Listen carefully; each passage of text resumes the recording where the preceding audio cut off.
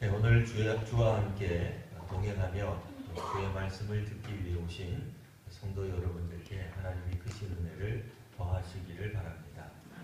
네, 오늘은 구약 성경에 나타나 있는 남유다 왕국의 아사 왕에 관한 이야기를 통해 하나님과 이 인간 사이에 또 하나님과 또 사람들의 지도자 사이에 있었던 이야기들을 통해 오늘 이 시대, 우리 시대에 하시는 하나님의 말씀을 한번 살펴보려고 합니다. 네, 구약 성경 오늘 9절에 보면 이스라엘 여로보암 왕 제20년에 아사가 유다 왕이 되었습니다. 이렇게 이야기함으로써 이스라엘이 이미 두 나라로 나뉘었구나 하는 걸 알 수 있게 됩니다. 본디 한 나라였던 이스라엘은 솔로몬 왕이 죽고 난 다음에 북쪽 이스라엘 그리고 남쪽 유다 이렇게 둘로 나라가 나뉘게 됩니다. 북쪽 이스라엘은 모두 12지파 중에 10지파가 합류하였고 남유다 왕국은 2지파가 합류하였으니 북지파가 매우 강성하고 크고 그 어떤 힘을 발휘하는데 북이스라엘이 훨씬 더 남유다에 비해서 규모가 컸다 이렇게 생각할 수 있습니다. 오늘은 이제 남유다 왕국의 아사 왕에 관한 얘기인데요. 아사 왕 이전에 두 명의 남유다 왕국의 왕들이 있었습니다. 이제 두 왕들을 이어서 세 번째 왕이 된 이 아사가 어떤 일을 하는지 한번 살펴보려고 합니다. 자, 그는 10절에 보니 예루살렘에서 41년 동안이나 왕이 되었었다. 무려 41년이나 왕으로서 즉위했던 남유다에 흔치 않은 그런 왕입니다. 남유다 왕국의 여러 왕들이 이제 오고 가며 있게 될 터인데 40년 넘게 왕으로 즉위한 사람이 거의 이분이 유일한 거죠. 그런 면에서 꼭 오래 통치한다고 다 선왕은 아니나 또 선왕이 오래 통치하기도 합니다. 오늘은 그래서 아주 좋은 왕이었던 아사. 그러나 이제 아사 왕의 이제 그래서 긍정적인 면을 먼저 살펴보고 또 그가 가지고 있었던 단점 혹은 또 약점도 함께 살펴보려고 합니다. 아사 왕에게 있어서 무엇보다도 이 성경 기자가 성경이 하나님이 이제 가장 기쁘게 생각하시는 것 중에 하나가 종교 개혁입니다. 대부분 통치자들이 즉위하게 되면은 무언가 자신이 그 전 대와는 다르다고 하는 것을 보여주기 위해서 앞에 있었던 어떤 것들을 부정하거나 없애하게 하는 뭐 그런 경우들이 종종 있습니다. 근데 이제 문제는 남유다 왕국 같은 경우에는 앞에 전 왕이 대부분 자기 아버지일 가능성이 많았어요. 그러니까 아버지가 이룬 것이 못했다라고 반역하고 반격하고 뒤집는다고 하는 게 여간 어려운 일이 아닐 겁니다. 근데 오늘 성경에 나타나 있는 이 아사 왕은 몇몇 가지 당시 남유다 왕국에 편만하게 보편적으로 이렇게 널리 알려져 있었던 어떤 종교적 태도들을 이렇게 청산하는데 그의 중요한 역할 혹은 이제 업적을 보여주게 됩니다. 성경에 보시면 남색하는 자들이 나옵니다. 남색하는 것은 성매매를 했다는 것이고요. 이들이 어디서 성매매를 했냐면 소위 말하는 이방 신전을 중심으로 해서 성매매 활동을 하였습니다. 이를테면 그들의 신에게 가면 이 가나안 땅의 이 신들의 특징이 바알과 아세라로 알려져 있는 이 신들의 특징이 풍요를 상징합니다. 그러니까 풍요가 다른 면에서는 인간적으로 보면 다산이 되겠죠. 그러니까 다산하기 위해서 그들은 인간적으로 이제 누릴 수 있는 인간적인 쾌락을 성소를 이제 자기네들이 이제 이방 신전을 통해서 제공했던 겁니다. 그래서 신 앞에 나아가 바알과 아세라를 섬기게 되면 이 땅에 풍요로움, 또 번영, 성공을 안겨다 줄 뿐 아니라 인간적으로도 즐거움을 경험할 수 있다고 이야기를 한 거예요. 근데 이런 것들이 보통 사람들에게 굉장히 매력적으로 다가왔습니다. 오늘 우리 이 시대에도 어떤 종교든지 사람들에게 번영을 가져다주고 풍요를 가져다주며 성공을 약속한다고 한다면 인간적인 꼭 성적인 그런 즐거움뿐 아니라 그걸 말하는 것이 아니어도 인간적인 즐거움을 제공한다 그러면 기왕이면 좋지 않겠어요? 어떤 종교로 갔는데 참 고행만 이야기하고 고난만 이야기하고 뭐 우리처럼 십자가 이야기하고 안 된다 그러고 뭐 그런 이야기보다는 잘 된다 그러고 오자마자 축복받는다 그러고 조금이라도 그 신들에게 잘 보인다면 그 신들이 제공하는 수많은 즐거움에 경험하게 되고 그 즐거움을 이제 그 기초로 해서 앞으로 일어날 미래에도 이와 같은 즐거움이 가득 찰 거다. 우리로 말하면 뭐 시청각 교육도 다 되는 거죠. 그러면 굉장히 매력적으로 느껴졌을 거예요. 근데 문제는 이와 같은 것들을 아사 왕이 즉위하자마자 남유다 왕국에서 물리쳤어요. 내보냈단 말이에요. 이게 쉬운 일이 아니에요. 왜냐하면 백성들의 반발을 염두에 두지 않으면 안 되는 일이기 때문에 그렇습니다. 백성들이 이미 익숙해질 대로 익숙해진 이와 같은 종교적 잘못된 관행을 바꾼다고 하는 게 얼마나 어려운 일이겠습니까? 왜냐하면 남유다 왕국은 우리가 알듯이 예루살렘 성전이 있는 곳이에요. 그러니까 북이스라엘이나 남유다를 통틀어서 유일하게 인정받은 하나님으로부터 인정받은 하나님께 나아가 제사를 드릴 수 있는 제단 성소가 바로 예루살렘에 있기 때문에 그렇습니다. 남유다 왕국의 수도가 예루살렘이거든요. 비록 두 지파에 불과한 아주 약소국처럼 아주 약화된 왕국이었지만 그래도 그들 중심에는 하나님의 성전이 있었던 겁니다. 근데 어느 순간 남유다가 영적으로 타락하기 시작한 겁니다. 예루살렘 성전이 있는 걸 보고 북이스라엘 왕은 오죽하면 북이스라엘 왕 여로보암이라는 사람이 있었죠. 그는 남유다 왕국에 예루살렘 성전이 있는 걸 보고 너무 부러웠어요. 비록 자기가 10지파를 다스리는 왕이 되었지만 흉내낼 수 없는 게 있어요. 신앙적인 종교적인 전통까지 자기가 새롭게 만든다는 건 불가능했거든요. 그래서 북이스라엘 사람들이 이스라엘 백성들의 민족의 절기가 되면 남유다 왕국으로 내려가서 예루살렘 성전에 제사를 드리고 한동안 거기에서 지내고 있다가 나중에 북이스라엘로 돌아오는데 그거 견디기 힘들었어요. 그래서 북이스라엘 왕 같은 경우에는 아예 금송아지를 만들어요. 베델과 단이라고 하는 곳에 있지도 않은 성전을 성소라고 우기는 거예요. 성전이라고 우기는 거예요. 사실은 산당이죠. 자기가 만든 거죠. 그런데도 성전인 것처럼 우겨서 이스라엘 백성들로 하여금 남유다에 못 가도록, 정확하게는 예루살렘 성전에 못 가도록 막습니다. 그게 북이스라엘의 비애죠. 신앙에서 벗어나도 엄청나게 벗어난 거죠. 그런데 남유다 왕국은 그렇게 북이스라엘 왕이 부러워하고 거짓으로 거짓신을 만들 만큼 예루살렘 성전을 가지고 있는데 그들이 진리를 갖고 있는 거예요. 우리식으로 말하면 복음 위에 서 있는 겁니다. 성경을 바르게 해석할 줄 아는 거예요. 그런데 백성들이 어떻게 됐어요? 엉뚱하게도 이방 신전에 그들의 마음을 뺏긴 겁니다. 혹시라도 우리 중에 그런 분이 있어도 손은 들지 마시고 마음속으로만 생각하세요. 나는 연말 연초면 꼭 토종 비결을 본다. 손들지는 마시고 나는 위기가 오면은 꼭 미아리 고개 같은 점집을 찾아간다. 아니 뭐 손은 안 들어도 돼요. 괜히 또 옆에 있는 사람 쳐다보면서 당신 가자 그렇게 하지도 마세요. 저만 쳐다보세요. 딴 데 눈 돌리지 마시고 저만 쳐다보세요. 나는 위기 때마다 하나님께 나아가서 간구하기보다는 그저 친한 친구를 찾아갑니다. 뭐 그런 사람이 있을 수 있잖아요. 그게 편한 거예요. 속 시원한 거예요. 후련해지는 거예요. 가면은 들어가자마자 이거 왔어? 무슨 문제 때문에 왔지? 어떻게 내 속을 꿰뚫어보고 용한 집 아니에요. 이거 하나 써요 안 써요? 쓴다고요. 갔다 온 분들만 아는 거예요. 목사님은 어떻게 하나? 전 들어서 아는 거예요.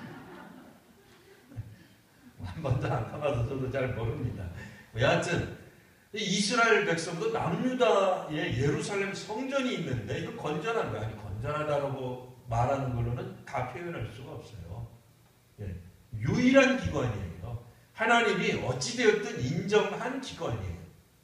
근데 그거를 남유다의 예루살렘 성전에 있으면서도 어찌된 일인지 남유다 백성들이 이방 신전에 가서 그들의 머리를 조아렸단 말입니다.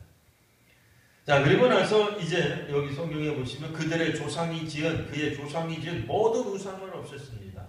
아사의 조상 누굴까요? 가나안 사람입니까? 이스라엘 사람입니까? 이스라엘 사람이죠. 네? 아니 아사왕, 남유다 왕국의 아사왕의 조상이 가나안 사람이겠냐고요? 애굽 사람이겠느냐고요? 조상들이 만들었다. 허허, 이것도 참 희한한 거죠. 우리가 일반적으로 알기로는 그죠? 북이스라엘은 여로보암 왕 때부터 하나님도 아닌데 금송아지 만들어가지고 베델과 단에다가 성전 가짜죠. 만들어 놓고 이스라엘 백성, 북이스라엘 백성들을 신앙적으로 잘못된 방향으로 인도했기 때문에 북이스라엘은 망했다. 이렇게 알고 있어요. 남유다에 비해서는 북이스라엘이 평점을 못 받는 게 사실입니다. 그렇다고 해서 남유다 왕국의 왕들이 잘했느냐? 결코 그렇지 않습니다. 남유다 왕국의 이 왕들 중에 이 우상을 만들어내고 이방의 이런 어떤 잘못된 외래 종교죠. 종교를 받아들인 사람이 다름 아니라 르호보암이라고 하는 남유다 왕국의 초대 왕이에요. 그러니까 이제 그 전통이 그의 아들에게 또 그 아들에게 넘어왔는데 이번에는 아사가 왕이 된 겁니다. 근데 아사는 그와 같은 신앙적 전통을 단절하는 거예요. 이게 위대한 거죠. 놀라운 겁니다.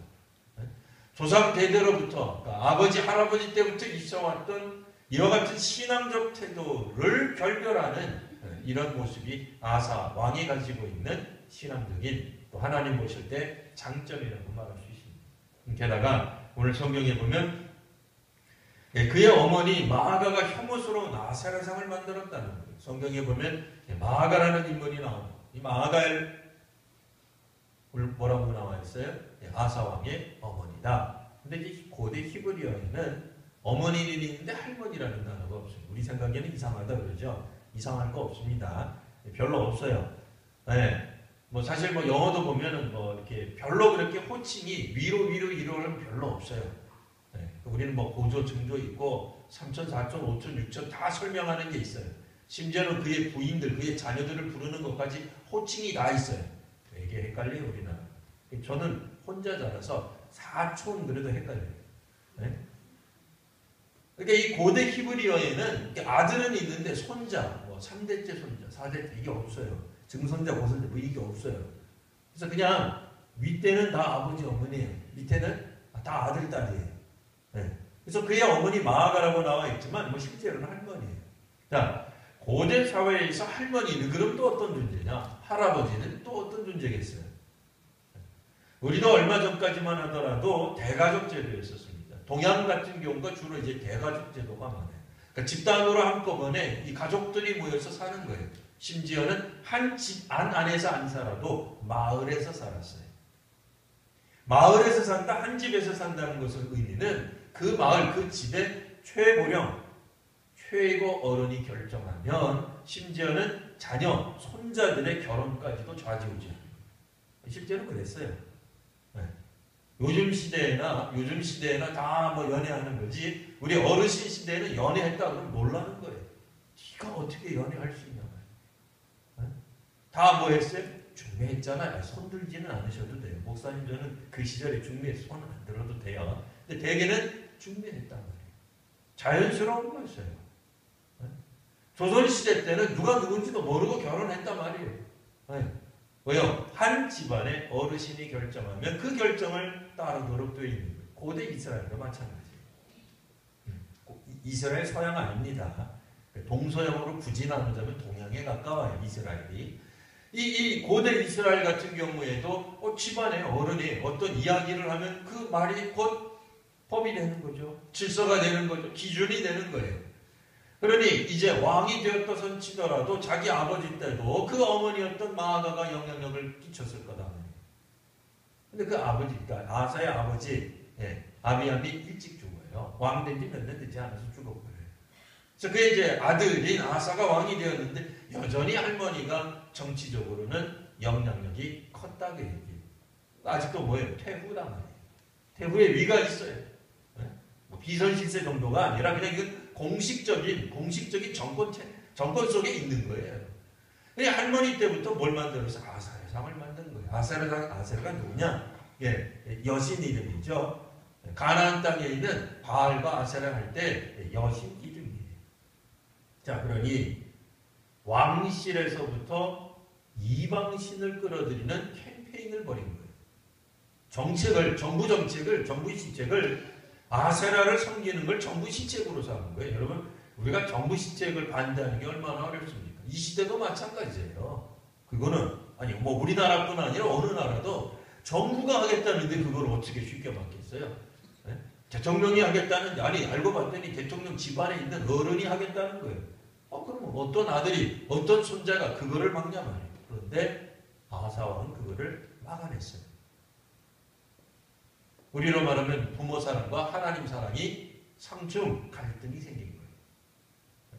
여러분, 오늘 우리 같은 경우도 마찬가지 아니에요. 교회를 다니기 시작을 하더니 애가 사람을 몰라보는 거예요. 부모를 몰라보는 거예요. 조부모를 몰라본다. 이거 말이 되겠습니까? 안 되죠. 네? 어떤 종교에 사람들이 갔는데 갑자기 조부모를 알기를 이게 안 되는 거예요. 근데 이 시대에 고대 이스라엘인데 아사왕이 이 할머니가 가지고 있었던 종교 정책을 막아선 겁니다. 쉬운 일이 아니었을 거예요. 이 부분을 성경에서는 매우 긍정적으로, 하나님께서는 매우 긍정적으로 보신 겁니다. 네, 나중에 후대에도 남유다 왕국에 여러 명 종교개혁을 시도했던 왕들이 있습니다. 근데 그 중에 첫 번째로 이 종교개혁을 시도했던 왕이 오늘 우리가 읽고 있는 아사, 우리가 다 그 이름을 기억하고 외울 수는 없겠으나 오늘 우리가 읽고 있는 이 아사라고 하는 사람이 기본적으로 외부로부터 들어온 이방 종교를 없이하고 또 자기 조상들이 만들어낸 우상들이 있어요. 이스라엘 사람들이 만들어낸 우상들이 있는 겁니다. 심지어는 왕실에서도조차 가나안 땅에 어떤 여신을 섬기는 일을 이거는 몰래 했다라기보다도 아예 대놓고 한 것 같아요. 이거 굉장히 당황스러운 거죠. 근데 이런 일이 왜 벌어졌어요? 사실 역사를 거슬러 올라가면 솔로몬 시대 때부터 우상 숭배가 편만해진 겁니다. 그러니까 보편화된 거예요. 기본적으로 우리 성도님들이 알고 있기로는 솔로몬은 지혜의 왕이고 솔로몬에게 있어서 하자가 없을 것이다 라고 생각을 합니다. 그래서 예전에 우리가 보통 교회학교 아이들을 위해서 기도할 때 솔로몬 같은 지혜를 달라고 기도를 했는데 적어도 솔로몬이 하나님 앞에 지혜를 달라고 하던 초기에는 맞아요. 초기에는 좋은 왕이었어요. 근데 솔로몬 왕이 중기 말기로 가면서부터 신하면서 거리가 점점 멀어집니다. 그가 이제 이방인 부인을 얻고 그 이방인 부인을 사랑했어요. 부인 사랑하는 게 뭐가 큰 잘못이겠습니까만은 문제는 부인이 가지고 온 신도 허용을 하기 시작한 거예요. 그런데 성경에 보면 솔로몬이 무려 1000명이나 되는 부인과 혹은 우리식 표현으로는 첩입니다만 그 좀 적절한 표현은 아니고요. 어쨌든 부인을 1000명을 두게 돼요. 근데 문제는 1000여 명의 부인, 다는 아니겠으나 그 중에 이스라엘 사람도 있었겠죠. 다 이방 여인은 아니었겠으나 이방 여인들이 가지고 온 신상들, 종교들 이런 것들을 다 수용하고 수집해서 그 신상들을 예루살렘 성전 창고에다가 전리품 마냥 쫙 즐비하게, 왜 우리 피규어 같은 거 모아놓는 사람들이 있잖아요. 네? 쫙 모아놓는 거예요. 네? 어떻게 됐겠어요? 솔로몬이 죽고 난 다음에 나라가 두 동강으로 나뉘게 된 거예요. 네? 공동체가 나뉘게 됐다. 하나님의 백성 공동체가 나뉘게 됐다. 특별한 경우죠. 보통은 잘 안 일어납니다. 선대에 무언가 큰 잘못이 있었다고 우리가 추정해 볼 수 있는 그런 상황인 거예요. 차라리 나라가 망하면 망했지 왜 나라가 나뉘겠어요? 뭔가 잘못된 거예요. 솔로몬 때부터 잘못된 거예요. 결국 남유다 왕국은 비록 북이스라엘에 비해서는 훨씬 훌륭한 종교 전통을 가지고 있습니다. 그들이 영적으로는 훨씬 더 우수할 수 있는 근거 뭐예요? 예루살렘 성전이 있기 때문에. 근데 문제는 남유다 왕국의 왕들이, 이 아사왕 이전의 왕들이 결코 바른 신앙적 관점으로 정치를 하지 못했다 그 얘기. 다시 한번 말씀드리면 백성들이 원하는 대로 내버려 둔 거예요. 백성들이 하자는 대로 그대로 내버려 둔 거예요. 그들이 생각할 때는 사실 예루살렘 성전으로 간다는 건 쉬운 일이 아닐지 모릅니다. 왜냐하면 예루살렘 성전에서 요구되는 게 있어요. 뭐야? 본인을 깨끗하게 하고 가야 돼요. 예루살렘 성전에서 제사를 드릴 때 제사장만 자신의 몸을 씻은 게 아닙니다. 제사를 드리러 온 사람도 깨끗하게 해야 했습니다. 하나님 앞에 성결해서 하나님께 나아가야 했어요. 그들은 그들의 제사를 드릴 때 제물을 항상 깨끗하고 흠이 없는 것으로만 하나님께 바쳐야만 했던 겁니다. 근데 이방 제사는 그렇지 않았거든요. 그잖아요. 혹시라도 우리가 뭐 TV를 통해서 보건데 뭐 우리 성도님들은 아무도 그런 건 안 계실 텐데요. 뭐 점 보러 갈 때 뭐 목욕 재개하시고 마음을 깨끗게 하고 그리고 점 보러 가요. 안 그러잖아요. 안 가셨으니까 넘어가는 거예요. 자, 그냥 뭐 화가 나고 불편하고 어떻게 될까 걱정하고 그 상태로 그대로 가잖아요. 하나님 앞에 나갈 때 그렇게 나가지 않아요. 깨끗하게 하고 재물도 잘 보고 초태생인가 처음 태어난 것인가 잘 살펴보고 데리고 나가죠. 그럼 정신없이 살아가다가 문제에 부딪혀서 흥분된 상태로 냈다 가도 이방 신자를 다 받아주는 거예요. 하나님 앞에 나갈 때 그러지 않아요. 하나님을 인식하고 내가 하나님께 나아갑니다 하고 나아가요. 물론 막 야곱처럼 생각도 없이 자다가 보니까 여기가 하나님 계신 곳이었구나 하고 일어나서 벳엘이라고 이름 지을 수도 있지만 일반적으로 하나님 앞에 나아가는 것과 이방신 앞에 나아가는 게 똑같지 않거든요. 백성들이 원하는 대로 두는 거예요. 역대 남유다 왕국의 왕들이 마치 뒤에서는 하나님을 예배를 드리고 주일은 예배를 드리고 평일에는 다른 데 가더라도 내버려 두는 거예요. 뭐 오늘날도 그렇지 않겠어요? 만약 목회자나 구역장님들이 여러분들의 삶을 막 감시하기 시작합니다. 아무개 집사님 주일날 예배에 빠지셨네. 왜 빠지셨어요? 이 사람이 나를 뭘로 알고 왜 전화를 하는 거야? 내가 명색이 집사님, 내가 우리 교회 다닌 지 몇 년인 줄 알아? 내가 몇 대째 예수 믿는 줄 알아? 그까짓 거 한 번 빠졌다고 전화하는 이런 그 기분 나쁠 수 있잖아요. 그랬더니 월요일 그때 어디 갔는데 술집 앞에서 본 거 되게 기분 나쁠 거예요. 무슨 이런 교회가 다 있나? 내가 내 마음대로 가는 거지. 에? 내가 평일에 뭘 하도 내가 직장에서 뭘 하도 당신이 무슨 상관이 있냐고. 물론 우리 교회는 평일에 여러분들 어떻게 사는지 감시하지 않습니다. 감시를 못하니까 못하는 거예요. 오늘 성경에 보면 일반 백성들이 원하는 게 주일에는 우리 식으로 말하면 그렇다 이거예요. 주일에는 예배를 교회 가서 예배를 드리는데 월요일에서 토요일은 지 마음대로 살았다 그 얘기예요. 하나님과 상관없는 삶을 살았다 그 얘기입니다. 자기 가고 싶은 대로 자기 종교적 전통을 그냥 따르는 대로 마음껏 자기네들이 고대 사회는 신과 더불어 사는 사회예요. 어떤 신인데 붙들어야 되는 거예요. 근데 사실 하나님 붙들고 이 신전에 들어가서 성례매하는 거 쉽지 않잖아요. 그러니까 하나님을 내버려 놓고 등 뒤에 두고 가짜 그러니까 이방신을 붙잡아야 되는 거예요. 그 신들은 그걸 허용하니까 그런 일들이 왕왕 벌어지는데 핵심은 뭐냐? 백성들이 하고 싶은 대로 두는 거예요. 조상들도 우상을 섬기기 시작했습니다. 그런 거 보면 하나님 섬기는 게 쉬운 일이 아닌가 봐요. 우리가 생각하면 하나님만 섬기는 게 이것처럼 쉬운 일이 어디 있을까? 우리가 생각하기에는 구름기둥 불기둥으로 하나님이 내 인생에 40년 동안 아이고 하나님 40년을 고사하고 4분만 나타나 주세요. 그런 마음 들지 않으세요? 우리가 많이 기도했어요. 신금옥에 와서 기도했더니 4분 동안 그 교회 가면 4분 동안 구름기둥과 불기둥을 체험한다. 난리 날 거예요. 그죠? 여기 미어 터질 거라고요. 네? 3부 예배 드려라, 4부 예배 드려라 그럴 거예요. 나는 뭐 하냐고. 아니, 우리한테 하는 얘기가 아니에요. 이스라엘 백성들한테 하는 얘기예요. 그런 일이 일어나면 뭐 하냐고요. 네? 이스라엘 사람들은 광야에서 40년 동안이나 구름기둥이나 불기둥이 자신들의 앞길을 인도하는 경험을 했단 말이에요. 근데 세월이 흘러가요. 언제나 문제는 세월이에요. 언제나 문제는 시간이에요. 언제 그랬는지 기억이 안 나는 거예요. 네? 그 오랜 세월이 흘러가자 그거는 조상들의 이야기고 우리들의 이야기가 아니란 말이에요. 그러니 점점 하나님 체험하는 일, 하나님을 경험하는 일들이 점점 멀어져 갑니다. 이제 이스라엘 백성들 사이에서는 이제 너도 나도 신을 만드는 게 마치 유행처럼 번져나가기 시작하는 거예요.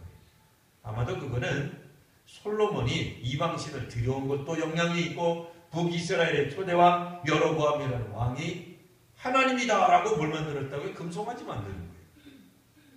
아마 이스라엘 사람들 그들의 조상들이 우상을 만들었다는데 바알과 아세라를 만들진 않았을 거예요. 추정컨대 하나님을 만들었겠죠. 이 표현을 잘 들으셔야 돼요. 왜냐면 뭐 십계명에도 나와 있지만 어떤 형태로든지 하나님 형상 만들 수 없는 거예요.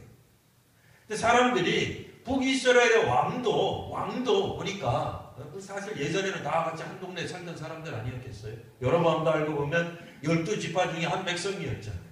하나님이 여로보암에게 나타나서 그에게 왕이 되겠다고 신탁을 예언을 선포한 사람이에요. 굉장한 사람이에요. 하나님이 함께 있던 사람이에요. 근데 북이스라엘 여로보암도 왕이 되자 왕권을 강화한다는 목적으로 금송아지를 만들었어요. 남유다 왕국의 백성들도 마찬가지 아니었겠는가.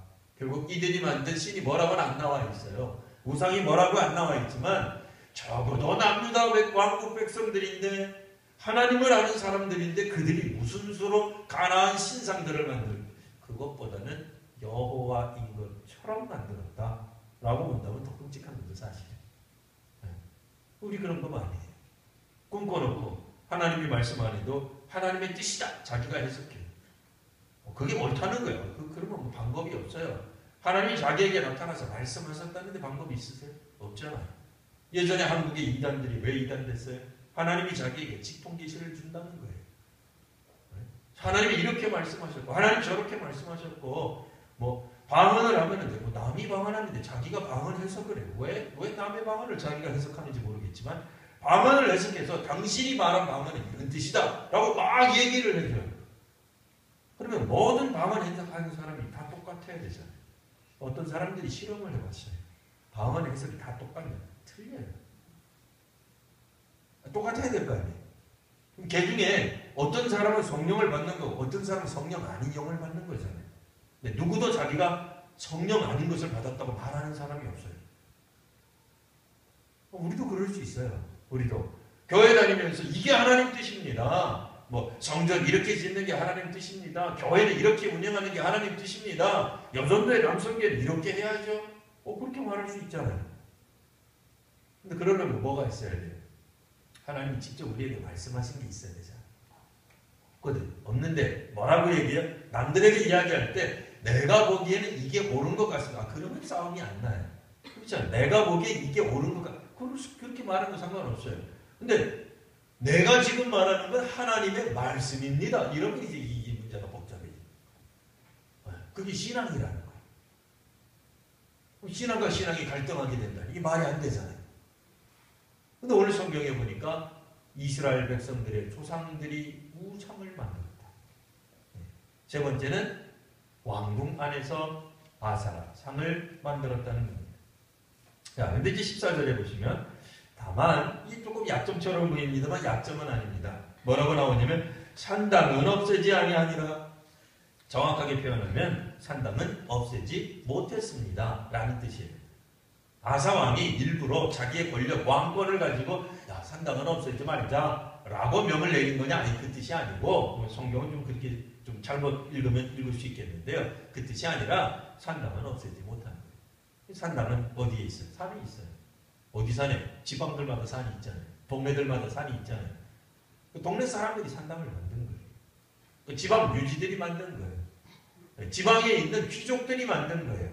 그들이 산당신앙을 가지고 있었어요. 이것도 잘못된 신앙이죠. 근데 이 신앙만큼은 백성들의 반대가 너무 드셌던 거예요. 네. 고대 사회에 있어서 뭐 지금도 어느 정도 그런 면이 없지 않아 있습니다만 그래도 지금은 뭐 SNS든 뭐 정보통신이든 뭐 비행기가 되었든 뭐 얼마든지 우리들이 뭐 대한민국 어느 땅이든 가려고 그러면 훅 갑니다. 뭐 가는데 뭐 그렇게 어렵지 않아요. 근데 고대 사회는 얘기가 틀려요. 조선시대만 하더라도 함경도 가는 게 그게 쉬운 일이 아니었을 거예요. 네. 뭐 관찰사 보내고 거기 잘 하나 왔다 갔다 사람 보내면 도중에 흔적도 없이 사라져도 뭐 방법이 없어요. 네. 실제로 고대 사회에서 이 왕궁 중심으로는 왕의 통치가 좀 빨리 돼요. 그렇잖아요. 왕이 명령을 누가 쫓아가겠어요? 군병들, 관병들이 쫓아갈 거 아니에요. 그러니까 빨리 이게 해결이 돼요. 근데 지방 저 멀리 가 있으면 군병들이 가게 되면 무슨 문제가 있어요? 북쪽이든 남쪽이든 적이 쳐들어오면 섬을 방비할 병력이 없게 돼요. 이게 쉬운 게 아니에요.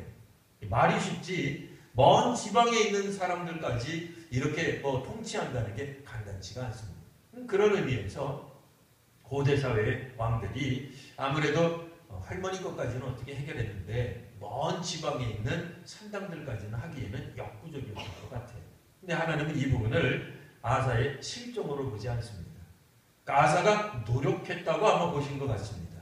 그러니까 어찌할 수 없는 백성들의 죄악이 그들의 저항이 워낙 거셌기 때문에 어쩔 수 없다고 보신 것 같아요. 그래서 그냥 거기서 뭐라고 이야기해요? 네, 성경에 보시면 그러나 아사의 마음은 일평생 여호와 앞에 온전하였습니다.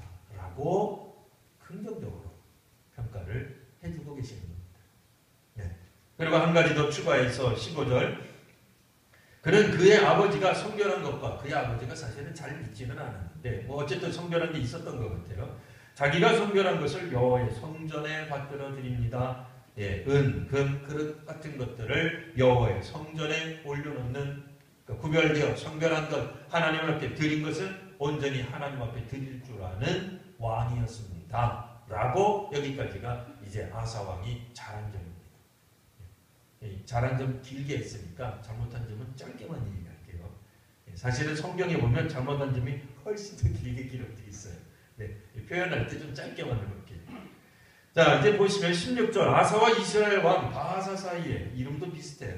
아사 왕 바하사 그렇죠? 바자만 더 들어갔어요. 여하튼 헷갈리지는 마시고 남유다 왕 이름이 아사, 북이스라엘 왕 이름이 바하사입니다. 여하튼 아사와 북이스라엘, 남유다와 북이스라엘 사이에 전쟁이 일평생, 일생 동안 전쟁이 있었습니다. 이것도 비극이죠. 민족과 민족이 싸우는 거 결코 바람직한 건 아닌데 성경에 읽어보니까 17절 이스라엘 왕 바하사가 유다를 공격한 겁니다. 방법이 없죠. 남유다도 전쟁 안 할 수가 없잖아요. 이스라엘이 공격해오는데 방어해야죠. 가만히 있을 수는 없잖아요. 자, 그러면 이 북이스라엘 왕 바하사가 왜 공격을 했느냐? 이게 이제 중요한 겁니다. 오늘 본문 말고 이제 역대기상하, 역대기하에 보면은 어떤 내용이 나와 있냐면요. 이 북이스라엘 왕, 남유다가 아니라 북쪽입니다. 아사가 아니라 바하사입니다. 바하사가 이렇게 통치를, 북이스라엘을 통치하고 있는데 저 남쪽에 아사라는 사람이 원래부터 왕이었죠. 자기가 왕이었을 때는 아사라는 왕이 종교개혁을 한 거예요. 근데 이 종교개혁을 할 때 이 유다 지파하고 베냐민 지파, 그러니까 이제 남유다가 두 지파, 베냐민 지파, 유다 지파로 되어 있거든요. 이 두 지파만 이 종교개혁을 하면 되지 뭐 자기네 나라는 그 두 지파밖에 없으니까. 근데 에브라임 지파, 므낫세 지파, 시므온 지파도 이 종교개혁에 동참을 해요. 근데 문제는 에브라임, 므낫세, 시므온 지파가 어디 왕국 소속이냐면 북이스라엘 왕국 소속이에요. 그 10지파 중에, 그러니까 자기가 이제 통치하는 지파가 10지파인데, 10지파 중에 무려 3지파가 남유다 왕국의 아사가 종교개혁하는 걸 보고 박수를 쳐준 거예요. 동감한 거예요. 야, 이제부터 우리는 뭐라고 동감했는데, 그때 반역을 일으킨 건 아니고요. 이제부터는 우리가 온전히 예루살렘 성전에 가서 하나님께 예배합시다. 이거에 우리로 말하면 사인을 한 거예요. 자기네들도 볼 때, 므낫세 지파라든지, 뭐, 이런 사람들도 볼 때, 북이스라엘 왕이 마음에 안 들었던 거예요. 자기네들이 어찌어찌 하다가 보니까 북이스라엘에 소속은 되어 있지만, 말도 안 되는 거 만들어 놓고 그 제사들이라 그러니까 그 제사가 드려지겠어요? 기분 나쁘던 차에 비록 적국이지만, 뭐, 이제는 어쨌든 다른 나라가 되어버렸지만, 남유다 왕국의 아사 왕이 종교개혁을 해서 예루살렘 성전을 성전되게 한 거예요. 이게 진짜 예배다라고 선언한 거예요. 그러니 이 세 지파도 눈이 번쩍 띄인 거예요. 맞다. 네. 이게 우리 조상들이 가르쳐준 거다. 모세가 가르쳐준 게 이게 맞다. 하나님이 우리에게 가르쳐준 게 바로 저 예루살렘 성전에 가서 성전 예배드리라는 게 맞는 거다 하고는 바하사 왕하고 사인을 해요. 근데 이거를 바하사 왕이 알았어요. 고대 사회에 모를 것도 있어요. 다 알죠. 네. 걱정이 되잖아요. 자기 아버지, 그러니까 할아버지 때부터 걱정했던 게 뭐예요? 혹시라도 북이스라엘 사람들이 남유다 가서 예루살렘 성전에 가서 예배를 드리다가 은혜를 받으면 자기를 죽일 것 같다라는 생각이 휩싸인 거예요. 은혜를 받는데 왜 사람을 죽여요? 그것도 이상한 얘기인데 어쨌든 결국에는 이것을 막기 위해서 예루살렘 북쪽을 치게 됩니다. 북쪽을 공격해서 상당히 위협을 가한 거예요. 예루살렘이 이제 사실 경각에 달린 거예요. 죽게 생겼어요. 쫓겨나게 생겼어요. 망하게 생겼단 말이에요. 그러니까 이 아사 왕이, 남유다 왕과 아사 왕이 기가 막히잖아요. 동족이 침략을 해왔는데 막기는 막는데 역부족이에요. 왜요? 그쪽은 10지파라니까요. 이쪽은 2지파 남아있고 계속 지는 거예요. 그래서 한 가지 방법을 생각해내는 게 오늘 성경에 나와 있는 내용입니다. 18절 말씀. 아사가 여호와의 성전 곳간과 왕궁 곳간에 남은 은금을 모두 다 가져다가 있으면 뭐 하겠어요? 멸망하면 다 뺏길 거. 뭐 이렇게 생각을 했겠죠. 전부 다 가져다가 아람 왕, 지금은 이제 베나다시 왕입니다. 아람 왕 베나다에게 갖다 주었다 그 얘기예요. 그럼 아람은 또 무슨 나라냐? 갑자기 또 퉁코하고 튀어나오죠. 아람은 다윗왕 때 아람하고 다윗왕 이스라엘을 싸워요. 아람이 져요. 다윗왕 시절부터 아람이 이스라엘과 동맹을 맺어서 속국이 됩니다. 그래서 이스라엘에게 조공을 바쳐요. 기분 좋죠? 네. 그런 나라였어요. 근데 솔로몬이 죽고 나자 이스라엘이 북이스라엘하고 남유다로 나눴다 그랬잖아요. 아람 왕 입장에서 헷갈리잖아요. 이 둘 다 다윗의 후손인데 내가 북이스라엘에 붙어야 되나 남유다에 붙어야 되나? 우리가 아람 왕이라도 헷갈릴 거 아니에요. 누군가하고는 얘기를 해야 되는데 이 누구하고 얘기를 해야 될지 잘 모르겠어요. 근데 아람이 위치가 어디에 있냐면 기본적으로 이스라엘 위쪽에 있어요. 그러니까 북이스라엘이 훨씬 가까운 거죠. 그러니까 북이스라엘 위쪽에 있는 거예요. 그러니까 북이스라엘이 그러니까 이 아람 왕국이 북이스라엘을 빼고 남유다로 가려면 저기 돌아서 가야 돼요. 멀리 돌아서 가니까 힘들잖아요. 조금 맞추기도 힘들잖아요. 알고 봤더니 북이스라엘의 10지파예요. 훨씬 더 많아요. 다윗은 사실은 유다지파긴 합니다만 여하튼 10지파니까 아람 왕이 솔로몬이 죽고 난 다음에 이스라엘, 북이스라엘과 그냥 동맹관계를 그대로 유지합니다. 예. 그걸 조공을 바치는 거죠. 여전히 아람은 속국처럼 북이스라엘에 조공을 바치는 거예요. 자, 그럼 어떻게 하면 되겠어요? 남유다가 급하면? 예? 남유다가 급하면 뭘 생각해냈겠어요? 오늘 성경에 있는 대로 북이스라엘에게 조공을 바치는 아람에게 가서 도움을 청하자 이렇게 된 거예요. 예. 아람 입장에서 기분 좋죠. 여태까지 자기네들이 북이스라엘에 조공을 바쳤는데 이번에는 남유다 왕국의 왕이 은금 보석을 잔뜩 가져다가 돈을 갖다 바치면서 제발 나를 도와주세요. 이 돈 받고 나를 도와주세요. 북이스라엘의 북쪽을 공격해 주세요. 네. 실제로 공격을 해요. 오늘 성경에도 이렇게 나오죠. 19절에 나와 당신 사이에 약조가 있고 이제 약조를 지읍시다 그 얘기예요. 있기는 뭐가 있어요. 이제부터 하자는 얘기입니다. 내 아버지와 당신 아버지 사이에도 있었느니라. 아버지가 아니라 할아버지의 할아버지쯤 되는 다윗 때 얘기를 하는 거예요. 제가 그랬죠. 고대 히브리어에는 아버지 말고는 설명할 게 없어요. 그래서 내 아버지 당신 아버지 그랬는데 사실은 내 아버지가 다윗이에요. 그러니까 한참 올라가야 돼요. 이 아사 왕으로부터 치면은 여하튼 있었느니라 당신에게 은금 예물을 보내니 내가 조공을 바치니 내가 당신에게 용병으로서 살 돈을 드리니 이스라엘 왕 바하사와 세운 약조를 깨뜨리시고 날 좀 도와주세요. 남유다 왕국까지 내려와서 공격하라는 게 아니라 북이스라엘 북쪽을 공격하라는 거예요. 왕 입장에서는 예루살렘 공격하려고 저 남쪽까지 내려갔는데 북쪽이 국경이 위태로 어떻게 하겠어요? 쫓아가야죠. 당연히 쫓아가야죠. 그래서 예루살렘이 위기에서 살게 되었다라는 얘기예요. 이게 긍정적인 얘기예요? 부정적인 얘기예요? 오늘날 우리 시대에 어떤 대통령이 이렇게 했으면 잘했다고 해야 돼요? 못했다고 해야 돼요? 잘한 거죠. 성경 관점에서는 못한 거예요. 에이? 무슨 소리냐? 여기 성경 관점에서는 도대체 성경 관점이 뭐길래 이게 잘못됐다는 거예요. 굉장히 길게 적어놨어요. 사실은 이거 자세하게 설명하려고 그러면 아까 설교한 것보다 더 길게 설명해야 돼요. 네? 이게 뭐가 잘못된 거예요? 한마디로 요약하면 하나님께 의지하지 않고 자기의 돈에 의지해요. 외교술에 의지하는 거예요. 당장 예루살렘 성이 무너지는 것은 막았을지 몰라도 한편으로는 그가 하나님께 의지하는 것보다는 다른 방법을 택했다는 겁니다. 자, 그리고 나서 이제 20절 베나닷이 아사왕의 말을 듣고, 베나닷 아람왕이죠. 아사왕 남유다왕의 말을 듣고 그의 군대 지휘관을 보내서 이스라엘 성읍 북쪽을 쳤다고 얘기해요. 그러자 21절 바사 북이스라엘 왕이 듣고는 아이고 내가 말을 좀 못하겠구나. 그러니까 북이스라엘 요충, 북이스라엘의 진입로를 막는 북이스라엘의 성읍 건축하는 일을 포기하고 자기네 이제 동네로 돌아갔다. 뭐 그런 얘기입니다. 22절 이에 남유다 왕국 아사왕이 온 유다에 명령을 내립니다. 한 사람도 모면하지 못하게 모두 다 동참하라 그 뜻입니다. 바하사가 북이스라엘 왕이 예루살렘 북쪽에 건축하려고 했던 그 라마 성읍에 가지고 있었던 모든 건축자재들 있잖아요.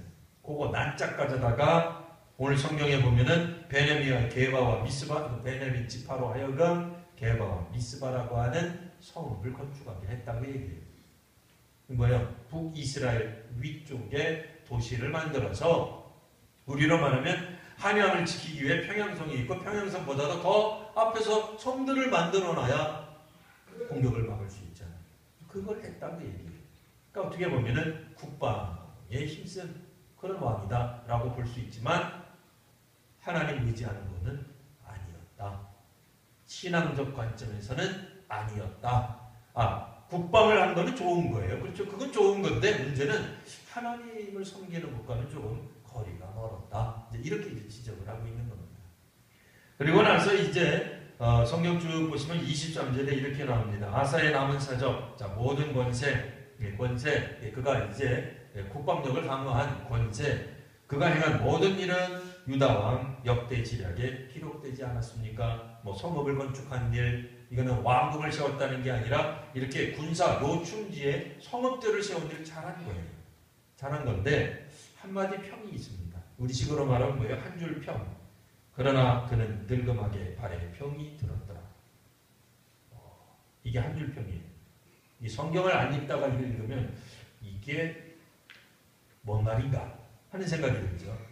혹시라도 우리 중에 나도 발에 병이 있는데 그분들은 이 신경 쓰진 않으셔도 돼요. 그 뜻이 아니에요. 우리 성도님들 발 아픈 거랑 틀린 얘기니까 다시 한번 보십시오. 그는 늙음하게 발에 병이 들었는데 다른 성경 역대하를 보면 뭐라고 나와 있냐면 하나님께 의지하지 않고 의원을 불렀다 이렇게 되어 있습니다. 그러면 지금 우리는 아프게 되면 교회 와서 기도하고 그래도 안 나오면 기도원에 들어가란 말입니까? 병원은 가지 말란 말입니까? 그렇지 않습니다. 여러분 병원 가셔야 됩니다. 약국에 가셔야 됩니다. 무슨 얘기예요? 하나님 의지하지 않고 의원만 찾았다 그 뜻이에요. 그러니까 오늘 성경에 나오지 않지만 다른 성경에 그게 명시적으로 나옵니다. 그가 나라를 방비한 것이 잘못됐다는 게 아니에요. 하나님께 간구하지 않았다가 문제가 되는 거예요. 그러니까 아사왕을 한마디로 이제 다시 한번 요약해 보면 그는 왕으로 즉위하자마자 나라 안에 있는 여러 가지 잘못된 신앙 종교들, 종교적 어떤 그런 요소들을 잘 청산하는데 앞장섰던 왕입니다. 심지어는 할머니가 세웠던 아세라 산까지도 잘 이렇게 끊어버릴 줄 아는 결단력 있는 왕이었다라는 것입니다. 그러나 이 세월이 항상 문제가 있겠죠. 세월이 흘러가면서 시간이 흘러가면서 그가 가지고 있었던 이 총명함이 사라진 거예요. 이 거룩함이, 영성이, 경건함이 사라지기 시작한 거예요. 나이 들면서 결국 그도 그 조상들이 범했던 것과 같은 실수들을 저지르는데 그 중에 하나가 하나님 의지하기보다는 외교에, 돈에, 재력에 또는 의술에 의지했다. 그러니까 의술과 재력과 외교력이 없어야 되느냐? 그런 뜻은 아니라고 분명히 말씀드렸습니다. 하나님 의지하며 자기의 재력도 사용하고 하나님을 의지하면서 외교도 하고 또 의술에도 함께 자기가 사용했더라면 좋았을 텐데 아사왕이 이런 약점, 단점들을 좀 가지고 있었습니다. 그럼에도 아사왕은 전체적으로 남유다 왕국의 왕들 중에는 매우 높은 점수를 받고 있는 왕입니다. 그가 가지고 있었던 이런 어떤 실수들, 인간적인 어떤 어떻게 보면 좀 잘 못한 것들이죠. 사람이 살다가 보면 잘한 것도 있고 못한 것도 있습니다. 근데 우리로 말하면 뭐예요? 평균을 따져보니까 그래도 평균보다 훨씬 더 높은 점수였다라고 하는 거예요. 이 평가는 누가 해요? 후대가 하는 거예요. 사람이 자기가 살아있는 동안에는 자기 스스로 자기 평가 내리기가 어려울 겁니다. 우리도 우리가 살아있는 동안에는 참 잘하는 것이다 라고 생각할지 모릅니다. 솔로몬 같은 경우에 그랬죠. 스스로 정말 잘하는 사람으로 여겼어요. 뭐 그렇지 않았죠? 정말 괜찮았어요. 처음에는. 아사왕도 처음에는 참 잘했습니다. 근데 평가는 후대에서 평가를 해요. 소위 말하는 역사가 평가하는 겁니다. 아사왕에 대한 평가는 비록 장점도 있고 단점도 있으나 그래도 단점보다는 장점이 많았다고 평가받고 있는 것입니다. 그래서 그런데 이제 바리새인들을 따라서 짧게 쓰고 마는 거예요. 아주 심각하게 비난하지 않았어요. 그래서 아사왕은 나중에 왕실묘에 이제 묻힐 수 있었다. 가족묘에 묻힐 수 있었다. 이거 굉장한 축복이라는 거예요. 오늘 우리도 우리 일생을 살아가며 한국교회도 마찬가지입니다. 한국교회 100여 년 지나고 또 150년 지나고 200년 지나면 누군가가 우리의 후배들이 한국교회를 평가할 겁니다. 한국교회가 잘한 것도 있고 우리 교회가 잘한 것도 있고 우리 자신이 잘한 것도 있어요. 근데 못한 것도 있을 거예요. 완벽한 사람, 완벽한 교회 이 세상 어디에도 없습니다. 문제는 그래도 평균으로 해볼 때 괜찮은 종교, 괜찮은 시대였다, 괜찮은 교회였다 이런 평을 받아야 되지 않겠습니까? 하나님 보시기에 정말 바른 신앙가고 하나님이 기뻐하시는 정의와 공의를 강같이 흐를 수 있는 그와 같은 우리 한국교회 또 우리 교회가 되기 위해 열심으로 기도해 주시기 바랍니다. 기도하겠습니다. 거룩하신 주님, 아사왕을 통해 이제 남유다 왕국이 얼마나 영적으로 문제가 있었는지를 살펴보았습니다. 하나님, 그들이 예루살렘 성전이 있으면서도 이와 같이 잘못된 신앙적 반응이 있었는데 이와 같은 것들을 과감하게 끊어버릴 줄 아는 아사왕에 대해 다시 한번 생각해 봅니다. 주님, 오늘 저희들도 이 땅 위에 혹 한국교회가 잘못된 신앙적 전통을 가지고 있다면 하나님 보시기에 기뻐하지 않는 영적인 전통이 마치 그것이 옳은 것처럼 사로잡고 있다면 저희들에게도 깨달음을 허락하여 주시어서 저희들의 잘못된 신앙적 관행으로부터 벗어날 수 있도록 은혜를 더하여 주시옵소서. 주님, 비록 저희들이 살아가면서 연약한 점도 있고 주님을 바르게 섬기지 못하는 점들도 있겠으나 평균적으로 하나님을 더욱더 섬기며 하나님을 의지하며 살아나가는 믿음의 성도들이 되게 하여 주시옵소서. 그래서 하나님께서 주시는 그 힘과 능력과 평안함과 기쁨을 충만히 누릴 줄 아는 우리 한국교회와 우리 교회들이 되게 하여 주옵소서. 거룩하신 우리 구주 예수님 이름으로 기도드리옵나이다. 아멘.